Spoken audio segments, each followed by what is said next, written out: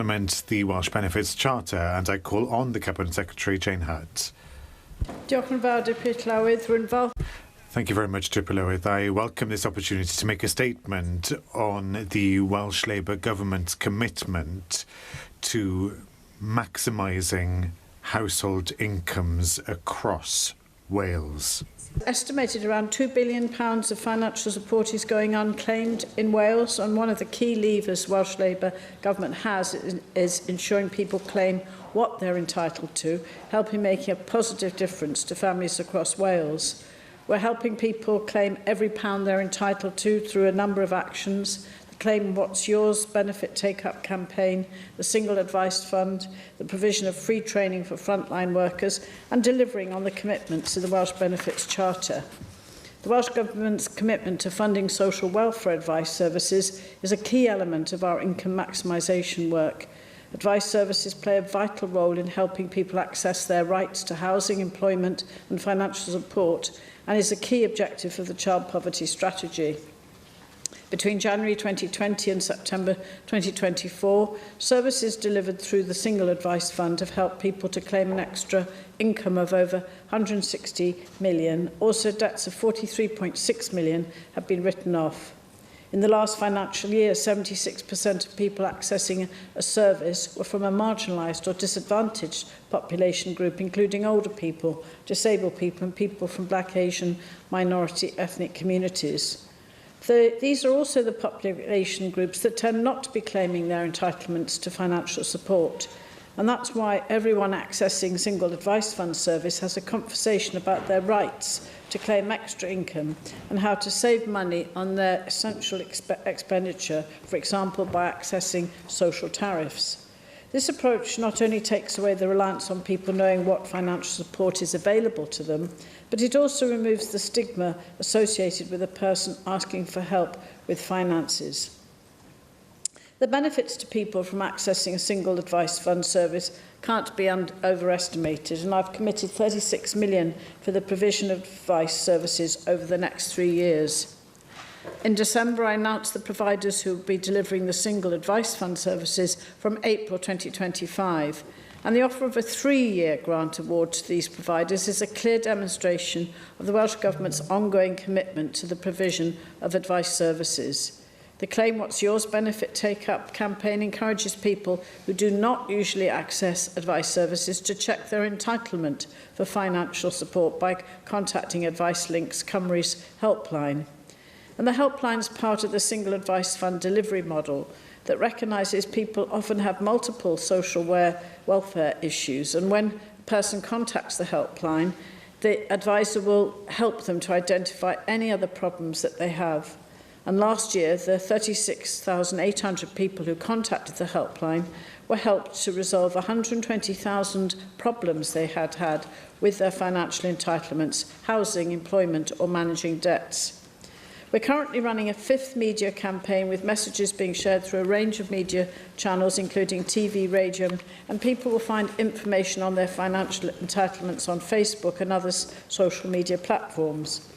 I'm committed to empowering frontline workers to make every contact count, and I know frontline workers are regularly engaging with people who are missing out on their entitlements to financial support. In the past 2 years, over 6,000 frontline workers who support a wide range of service users, including families, people in low-paid employment, carers, older people, students and young people, have received this frontline training. 70% have confirmed that they've used their learning from the training to inform service users about additional income. I've made funding available for a new programme of free income maximisation training to commence in the spring, again demonstrating our commitment to make every pound count. Deputy Llywydd, along with our success in raising people's awareness of financial support and in helping them to claim their entitlements, I'm determined to make the benefits, grants and other payments that are provided by Welsh Labour Government as simple to claim as they possibly can be. The work is being informed by the research that Policy and Practice published in March 2023, A Common Approach to Welsh Benefits, which was commissioned by the Bevan Foundation. In January 2024, I was proud to launch the Welsh Benefits Charter with its aim for a person to only have to tell their story once to access their entitlements. The Charter was endorsed by all 22 local authorities in Wales in a clear demonstration of their commitment to work towards the person-centred design and delivery of Welsh benefits, grants and payments. A steering group of experts from local authorities and the third sector is driving this work forward. Due to the complexity of the work required to streamline the delivery of all the Welsh benefits, the steering group has adopted a phased approach, focusing on a small number of key benefits first. The Phase 1 route map is published today. This sets out the tasks that will be undertaken to ensure people can seamlessly claim their entitlement to council tax reduction, free school meals and schools essentials grant in each Welsh local authority by April 2026. This will benefit families across Wales. I presented the Phase 1 route map to the Partnership Council for Wales in November, where it was welcomed and endorsed by all Partnership Council members. The publication of the Phase 1 route map is a significant milestone in our work to improve access to the Welsh benefits, and as the work progresses, we will learn lessons that will guide how other Welsh benefits and payments are brought into the programme. Deputy Llawydd, when the route map was being developed, data sharing and data analysis were recognised as barriers to the streamlining of the delivery of the Welsh benefits, and also a barrier that prevented people from claiming their entitlements. I'm therefore pleased to announce that I have provided £550,000 for a pilot project which seeks to identify how we can remove these barriers. In a 12-month pilot which started this week, 11 local authorities are being supported by the data analytics company Policy and Practice to analyse their income data sets to identify and target residents who are missing out on their entitlements. One of the participants is the pilot from Neath Talbot Council, who've already undertaken work with Policy and Practice, delivering significant income gains in the take-up of pension credit. I'm looking forward to the outcomes from the pilot, providing similar results as well as valuable learning for our work to streamline the delivery of Welsh benefits, particularly around data governance. And I'd like to take the opportunity to thank the members of the Welsh Government's expert income maximisation group and the Streamlining Welsh Benefit Steering Group. All our income maximisation work is aimed at putting more money into people's pockets, helping them pay their household bills, avoid falling into debt and improving their financial well-being. But we are also supporting local economies across Wales, where many people will spend their additional income. So this is the Welsh Government delivering for the people of Wales. Altaf Hussain. Dear Deputy Llywyd, thank you for your statement, Cabinet Secretary. I welcome the work undertaken to ensure that the people of Wales claim every pound they are entitled to. One silver lining to come out of the UK government's callous decision to axe the winter fuel payment for those not on mean-tested benefits is the fact that it spurred many older people to claim the pension credit they were entitled to. As you rightly state, Cabinet Secretary, around £2 billion of financial support is going unclaimed by families and individuals in need across Wales. The Single Advice Fund, together with the publicity campaigns, will play a key role in ensuring our constituents get the support they need and deserve. I note, however, that the Single Advice Fund is being delivered on a regional basis with 6 regional partners. How do you ensure that the service delivered is a single consistent service across the whole of Wales? I also welcome the commitment to making every contact count and the rollout of training to frontline workers. You state that funding has been made for new training to commence in the spring. Can you elaborate on the numbers involved, both in terms of funds, but also the number of staff expected to undergo this training? Cabinet Secretary, a key strand to making every contact count would be the involvement of DWP staff and those working in job centre plus offices. What discussions have you held with colleagues in the UK government about their role in supporting Welsh benefits? With regards to Welsh benefit system, it is disappointing that we are still a long way from delivering a coherent and integrated Welsh benefit system for all the means-tested benefits the Welsh Government is responsible for. A decade on from the first calls and a year on from the launch of the Charter, we finally have a roadmap, but it only relates to 3 of the Welsh Government benefits. Cabinet Secretary, when will we see the next phase roadmap? We have a steering group which has not met since before the summer, if the minutes published on your website are up to date. Cabinet Secretary, can you now inject a sense of urgency into this work rather than having a meeting to develop plans for plans? Can we have action? I note you mentioned the work undertaken by NPT Council in my region, who worked with policy and practice to increase the uptake of pension credit. If they had waited for Welsh governments, many of the elderly people in my region would not have been in receipt of winter fuel payment. Cabinet Secretary, I welcome the work being undertaken, but people living in poverty can't wait another 10 years for this work to be completed. Diolch yn fawr. Diolch yn fawr, Ataf Hussain, and thank you for the support, the broad support I understand for the work we're undertaking, and it is the work that we're undertaking to ensure that people in Wales claim every pound they're entitled to.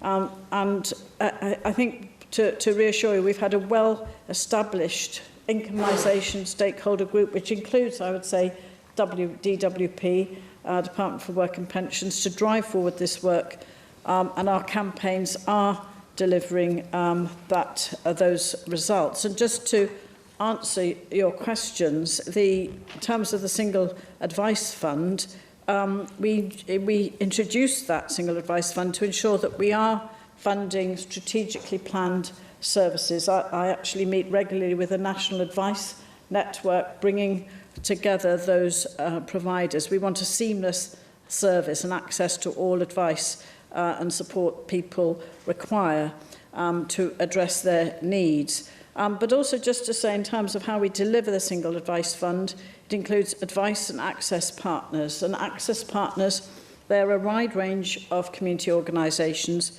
They reach out to their service users and local community groups to ensure people can understand how they can access the advice that they need. I've mentioned the all-important media outreach, which is important in terms of the links to claim what's yours. It is important that, as I said, in the last financial year, over 70% of people accessing a single advice service were from priority groups, including people with mental health issues or impairments, people with physical health issues and impairments. And also, just to say that importantly, we've protected the £12 million Single Advice Fund budget in the 2025-26 draft budget, and alongside the additional 1.9 million we received from the share of the debt levy, which has enabled us to continue to invest in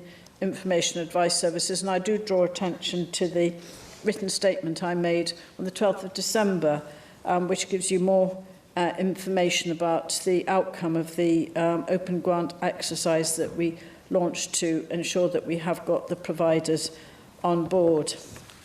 I think the income maximisation training for frontline workers has proved to be extremely valuable.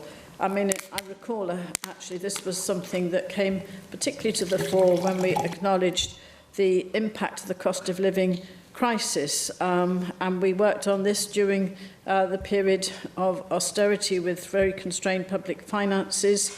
Frontline services play a critical role in Wales, and this has been a successful intervention with over 6,000 frontline workers receiving training in the past 2 years. So I have, as I said in my statement, funded a new programme of training which will commence shortly, and that will strengthen the impact of that. We've made £300,000 available for a 2-year programme of free income maximisation training to frontline workers from next month.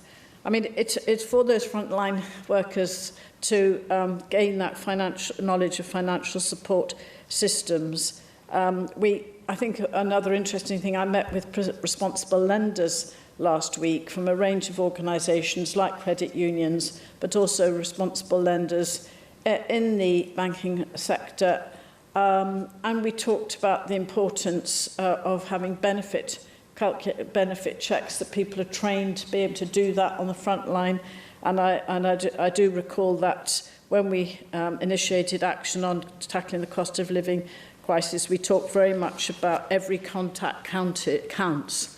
I think actually I can say that Lynn Neagle, in her former ministerial role, for public health, saw the importance of encouraging people to take up the Healthy Start voucher, and supported the training of health visitors, because obviously health visitors are crucial to reaching to new parents, and that resulted in a big uptake of Healthy Start vouchers, which are crucially important in terms of prevention of poverty. Yeah, on your issue about the Welsh Benefits Charter, well, I in fact met with I think I've already said it in my statement, I met the local government partnership, that's all leaders, before Christmas, to update them and to, as we move to report, as I am today, on phase 1. This is all 22 authorities endorsing the Charter. I was very pleased to launch the Charter in Blaenavon, led by Torfaen Council, and in fact I endorsed it and we launched this. I launched it with Sean Gwentlian, as this was part of our cooperation agreement, and we met with all of those who give that advice. It's a person-centred delivery of Welsh benefits, grants and payments, but it is important that we help local authorities to move towards this focus on a person-centred, more coherent set of delivery of Welsh benefits and grants and payments, because it does actually mean that, that if there's a cultural change in terms of how they respond to this, getting all authorities to move in the same direction, and to streamline Welsh benefits. So I'm very proud of the progress we've made since last January, and this phase 1 route map is the realistic approach. Yes, some authorities are already doing this. This is a journey. So I think, although we've said by April 2026, these people, and I met the steering group, I can assure you, before Christmas as well, and with the steering group were the people who actually deliver those entitlements at local authorities level. I met with the steering group, and they are working to ensure that we can deliver on these outcomes. Phase 1 is a key milestone in the work, and I think it's important that this is just the start of the journey as the work progresses. Senedd Williams. Thank you, Llywydd. Thank you for the update on this vital work. It is a whole year since you launched the Welsh Benefits Charter, as you mentioned. And I think the questions in terms of why we need the Charter have long since been answered. We've received plenty of research from the Bevan Foundation in Policy and Practice for a decade of Labour government in Wales and the people of Wales suffering the impact of Conservative austerity policies at Westminster. And you mentioned a year ago in your statement at that time that it was now time to act, to deliver, and we said on these benches, amen to that. But you gave short shrift to our call for the system to be placed on a statutory footing to ensure that the work was completed as a matter of urgency by every local authority. And here we are a year later, and we still haven't completed phase 1. The action plan was meant to be ready before summer of last year. And bear in mind, too, the warnings we've heard from council leaders since you published the draft budget, that there is a black hole of £500 million in their budgets, which means that cuts and redundancies are very possible. So have you received assurances that they have sufficient capacity and resources to achieve phase 1 of this work? Not to mention going on to ensure that the plan as a whole is delivered. An additional £550,000 is being allocated to support this work now by Policy and Practice, to look at the barriers as you described them. Is this enough, bearing in mind, as Trussell said in giving evidence to the committee, the Social Justice and Equality Committee, in response to the poverty levels that have reached a point of crisis, that the Welsh Government needs to expedite its commitment to implementing the Charter's commitment. It is very concerning that only 11, half of our local authorities, will be joining this new initiative with Policy and Practice. Is that satisfactory, Cabinet Secretary? It does raise questions, I think, in terms of the ability of local authorities to commit to this vital work. I'd also like to discuss a matter that the Bevan Foundation has raised, namely the pressing need to review the eligibility thresholds for Welsh benefits. If you don't increase the eligibility thresholds on a regular basis, it won't be meeting people's needs, the people you want to support. You have to be poorer and poorer and poorer in order to be eligible for that support. And it punishes low-income workers for going out to earn a living. So let's remind you, too, that in the past, the Welsh Government has encouraged the Westminster Government time and time again to uprate the thresholds and benefit eligibility criteria on an annual basis. So are you going to lead by example? Why haven't you done the same for your own grants and allowances? Your response yesterday in committee, when we were scrutinising your draft budget, was that it's the responsibility of every minister in government. Well, you are the Cabinet Secretary who should be providing leadership on this. So what discussions have taken place on this with your fellow ministers in setting and drawing up this draft budget? In response to the Conservative spokesperson's questions when launching the Charter last year, you criticised the Westminster Government's benefit system and the changes to the criteria for claiming universal benefit, as well as the way that they were using measures such as sanctions to compel people to take up jobs that weren't necessarily suitable for them. So have you been expressing the same discontentment and anger to your sister Labour government as they have continued this practice? Have you also raised the fact that the Conservatives' core reforms of the fitness to work assessments for disabled people are being retained now by Keir Starmer's government, aimed, of course, at reducing the number of people who are eligible for benefit support? So the benefit system is a means to an end, isn't it? The aim is to ensure that families on low incomes receive support in a timely, dignified and compassionate way, and it's a measure to prevent the damaging and long-term harms of poverty, harms that have such a grave impact in human terms but also in financial terms. It's an urgent safety net, not a promise deferred or a plan that gathers dust. So what is the Welsh Government's target date for implementing a full Welsh benefit system for every local authority grant and allowance? Poverty destroys dreams. We must do everything we can to prevent it. Diolch yn fawr, Senedd Williams, and thank you for not only acknowledging that this is vital work, but for the support that you have given and that we have formally engaged with in terms of the cooperation agreement and the launch of this Welsh Benefits Charter last year. And I did, of course, I recall the fact that we've discussed in this chamber on more than one occasion the importance of responding to the policy and practice work that was commissioned by the Bevan Foundation. In fact, I mentioned it in my statement because it is so important that we do move forward with the evidence as how we can get the people of Wales to claim what's theirs. Claim what's yours benefit take-up campaign, I think, has always been the right terminology. It's claim what's yours. It actually does reflect on something that Altaf Hussain has said, that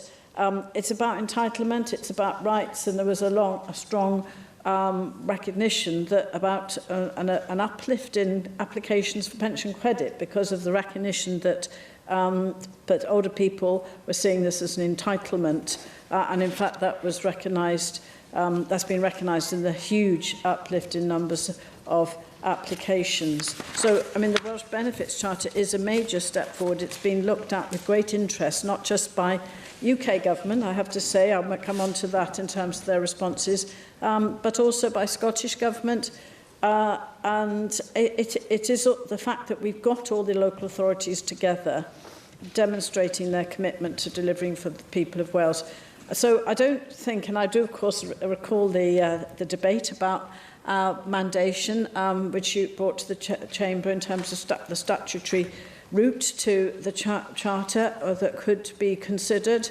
But we felt, and I said then, and I still feel, that we don't think there's a need to mandate the Charter because of all local authorities in Wales committing to delivering on the Benefits Charter as we develop it. I mean, even if it was mandatory, I'd say that they would still need, and we'd have to be recognising this, there'd need to be preparatory work in place to make progress, and an extra resource would be required to ensure local authorities were carrying out their legal duties. I mean, I think if we can move forward in a collaborative way, which we do with local government, supportive, collaborative, fulfilling their commitments, tailored solutions which respect the unique characteristics of local authorities in Wales. So, I mean, some of your messages are really important for local government as well as for myself, because obviously they are taking part in this actively and enthusiastically. And it's interesting, just in terms of my statement today, that Councillor Anthony Hunt, the Welsh Local Government Association spokesperson for finance, has said, "We fully support the Welsh Government's efforts to help people claim the financial support they're entitled to. Ensuring that families and individuals get the benefits they're eligible for can make a real difference, especially during tough times. By making it simpler for people to access the support they need, we can not only improve the financial well-being of individuals, but also strengthen communities." And that WLGA, Welsh Local Government Association, is committed to work with local authorities, community groups and partners to simplify the claims process and help people understand the support available. I think you couldn't have a clearer endorsement of the Welsh Benefits Charter from the Cabinet Lead for Finance. And as I said, that I've met not only with the leaders in the Partnership Council, but also the steering group, which is doing the work to understand how we can move this phase one route map. And just to remind us, it's making sure that people can only need to claim once for council tax reduction, free school meals and schools essential grants. And as I said, they're all on the route, they've all got a timeline to deliver, but many have already reached that point. I think just in terms of understanding the difference with the pilot that I'm announcing today, well, a year ago, we hadn't thought about this pilot. I have to say that this is something where we've learnt not just from the Policy and Practice original paper with support from Birmingham Foundation. I met with Policy in Practice more than once, particularly after we understood that Neathport Talbot was making progress with bringing in Policy and Practice to help them with their pension credit take-up. And as a result of that, I looked for some funding that we could make available to pay Policy in Practice to provide that analytic tool. It's a low-income family tracker tool, and what it will do is enable local authorities to identify residents entitled to a range of financial support, including all means-tested DWP benefits, pension credit, universal credit and Welsh benefits, free school meals, schools essential grant, council tax reduction scheme, help with healthcare costs. We've actually got 12 who've come forward saying that they want to be part of this pilot, but also 2 others are already working with policy and practice. There was a lot of interest when the policy and practice, we had the reports on the very favourable take-up of pension credit. So I think we are making great strides. And in fact, we have got our, the Policy and Practice Director and Founder who said we're delighted to partner with Welsh Government and local authorities to proactively put £2 billion of unclaimed benefits and support into the pockets of people in Wales. That's a statement from the Director of Policy in Practice. I just want to finally say that we are working closely with the UK Government on these issues. We have a UK Government Child Poverty Task Force. They're focusing on reducing the number of children in relative poverty after housing costs, reducing the number of children who are going without essentials, giving all children the best start in life. And they have focused, their initial focus, which I've very much supported, and I'm meeting on a 4 nations basis with our Cabinet Secretary from Scottish Government, Northern Ireland Executive, as well as the UK Government Ministers, focusing on increasing financial resilience, which is the key objective of our child poverty strategy, income maximisation, better local support, especially focusing on children's early years and the work that we're doing on income maximisation. And the 4 Nation meeting, we've had several meetings already, and I've been promoting our objectives and priorities within our child poverty strategy. I've been promoting our the issues and concerns. I've been raising priorities for investment, particularly on welfare reform and social tariffs, pushing for greater collaboration between our governments and local authorities and organisations delivering in Wales to address poverty. Hannah Blythen. Thank you very much for the update, Cabinet Secretary. The work Welsh Government is doing around income maximisation and around take-up, as well as the commitment and continued support for initiatives such as the Discretionary and Emergency Assistance Fund. Your statement today makes specific reference to people from disadvantaged population groups such as older and disabled people. To raise today what more potentially the Welsh Government can consider to target support at these groups, and in doing so draw attention to some proposals by Unite the Union. And at that point, Chloe, I do declare that I am a proud member of Unite the Union, but they are putting forward a number of suggestions targeted, whether that's targeted help to pensioners in receipt of housing benefits or disabled pensioners, or through application to a central fund, or even just adjustments to the emergency assistance payments. Cabinet Secretary, can I ask if this is something that perhaps you'd be willing to give further consideration to along the line? Diolch yn fawr.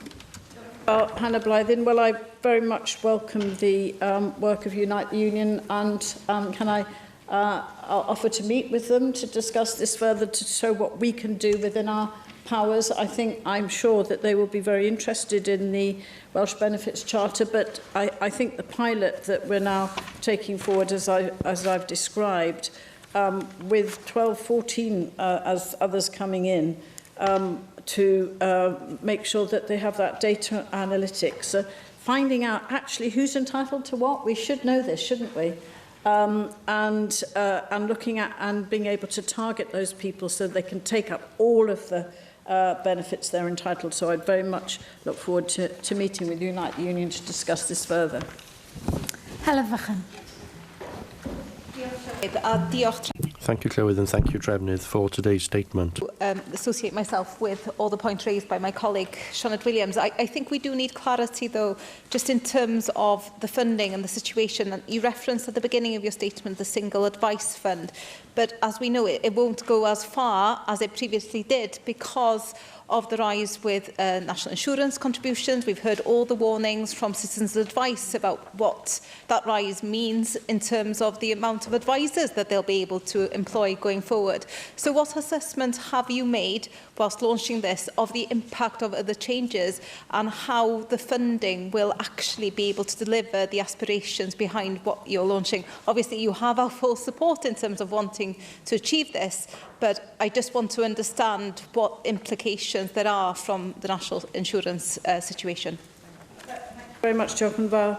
Helydd, I have already mentioned the fact that I've protected the single advice fund. I think the three, I can't tell you how pleased the response about it now being a guaranteed three-year funding stream, I think is really important in terms of fulfilling our code of practice for the third sector.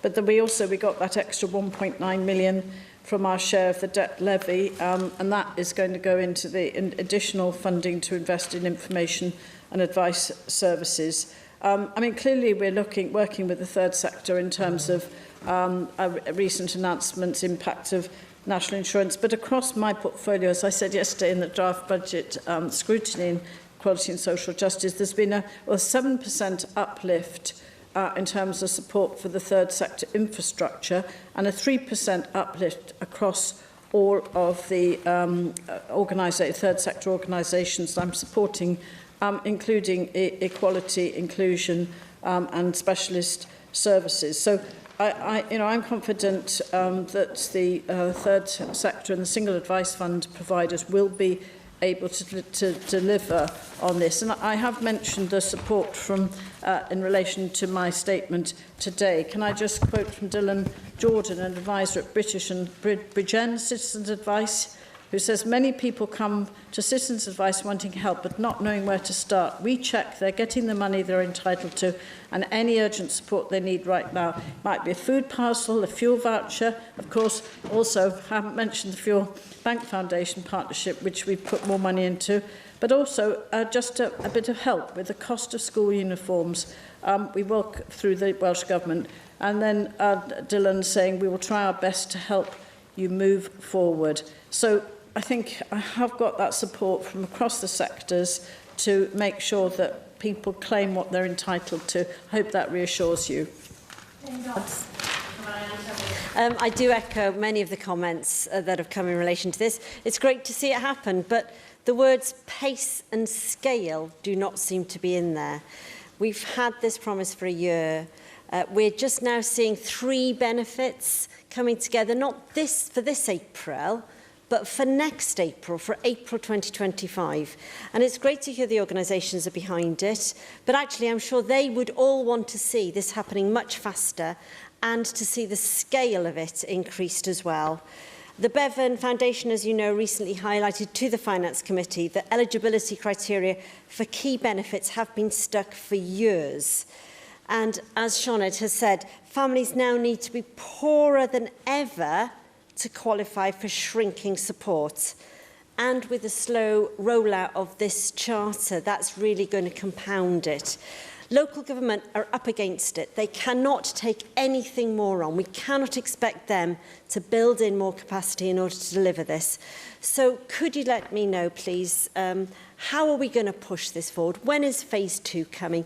Please, can you take on board the comments from the Chamber that we need this to happen much faster and we need it to be much bigger? Thank you. Diolch yn fawr, Jane Dodds. Well, I haven't named all the authorities that have come into our pilot, but Powys, I have to say, is one of them, which you'll be, and I'm sure you'll be glad to hear that. I'm certainly prepared to put on record all the authorities that are involved in our pilot, which I think is quite an additional, as I've said, to the rollout of the Welsh Benefits Charter Phase 1. And I think the fact that we are doing more than we said we'd do a year ago must be acknowledged. So in terms of scale, all 22 local authorities are on board, and we are working with them in collaboration to deliver that first phase.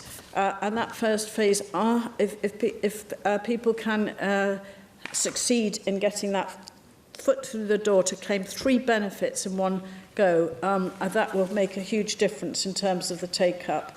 But also, I have to say, we are looking across the board in terms of the benefits that we are able to give and support that we are able to give. And yesterday I was able to for example, highlight that we responded to both Bevan Foundation and Citizens Advice Cymru to give an uplift in our off-grid, which I'm sure you would be interested in terms of your constituents, in terms of discretionary assistance fund payment. So I do believe we're working at pace, but we're working at the pace that the local authorities can manage. And I would urge people to talk to their local authorities about their commitment to the rollout of phase 1 of the Welsh Benefits Charter, but also their commitment to learning from this pilot, which over half of local authorities in Wales have subscribed to. We're funding it. We're funding Policy and Practice. Policy and Practice believe that this will help us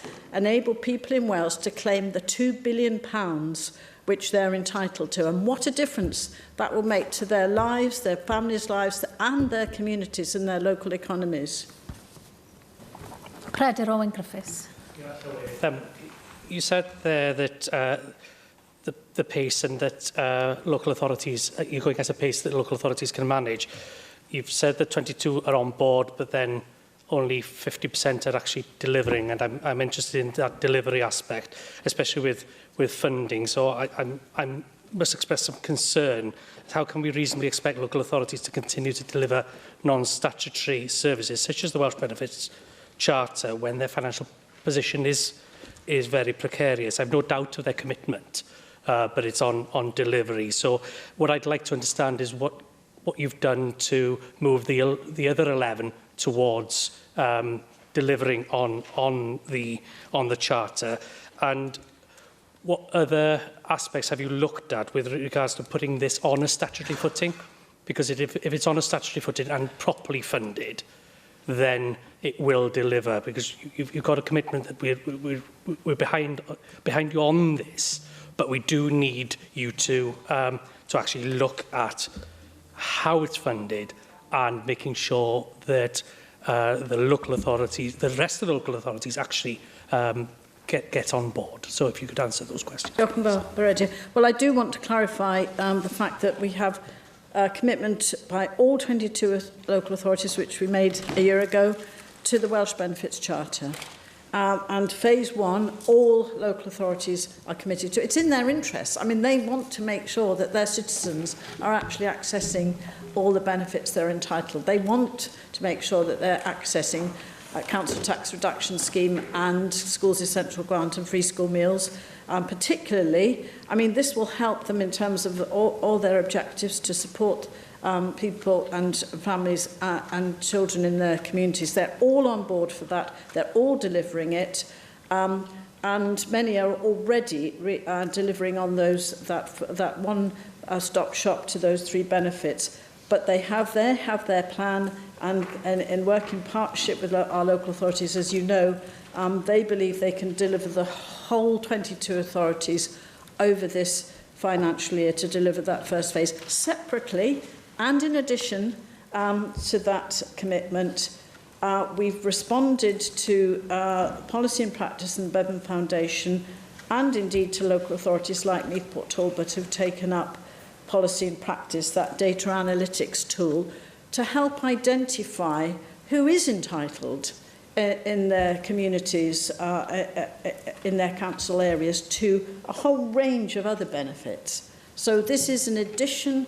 I'm announcing today this 550,000. I'm not going to repeat all the quotes I've got, but certainly the strength of support from Welsh Local Government Association, which obviously includes local authorities, where we have backing from all leaders across Wales to deliver on this. And it is a pilot. I've mentioned the fact that 12, possibly 14 now, coming in under their own steam. It's a pilot to see, and Policy and Practice are so convinced that it will demonstrate that this access to this data analytics tool will ensure that we can get that estimated £2 billion of unclaimed benefits taken up in Wales.